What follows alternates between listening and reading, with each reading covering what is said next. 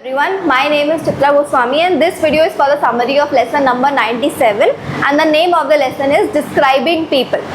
The objectives of these lessons are that students will be practicing how to describe people in the context of appearance and personality, and students will briefly understand the difference between personality and physical appearance.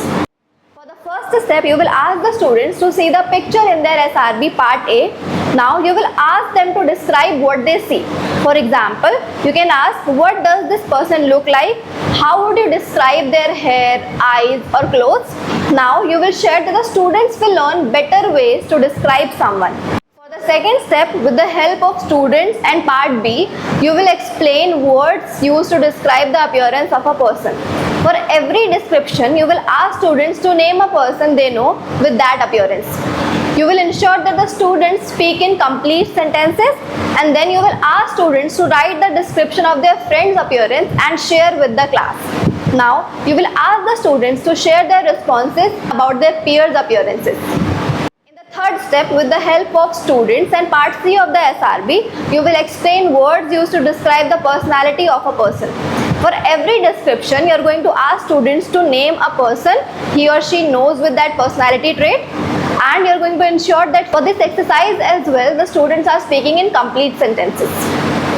For the fourth step, you are going to discuss part D of the SRB with students. In this, the students need to write about descriptive words for themselves and one of their peers. You will ask the students to complete part C in their notepads. For the fifth step, you are going to ask one question from the student, and the question is, how has your personality changed after joining FE? For the sixth step, you are going to share that from now on, you will share some grammar quiz with students at the end of the class. Students will fill these exercises individually in their notepads, and after 10 minutes, they will discuss the answers as a class. For this, you will read one question and ask the students to fill the answer in their notebook. Then read another question and the students will be filling the answer for that question, and this exercise can go on like this. Once all the questions are done, you can read the questions again and take responses. After taking the responses, you can also share the correct answers. The next part of the lesson is presentation time.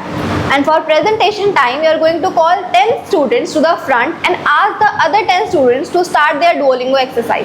Now, the 10 students who are in the front, you are going to say that you will ask everyone one question and the students must answer in full sentences. You will inform them that if a student makes a mistake, others must offer help with the correct responses. The questions and situations for the presentation time are given in your FRB. After you have asked these 10 students for their responses, now you can swap the roles. These students can begin their Duolingo exercise, and those who were at Duolingo can come in front for presentation. Lastly, you are going to acknowledge all the students for what they did well during the session, and you can conduct the pledge. Thank you so much.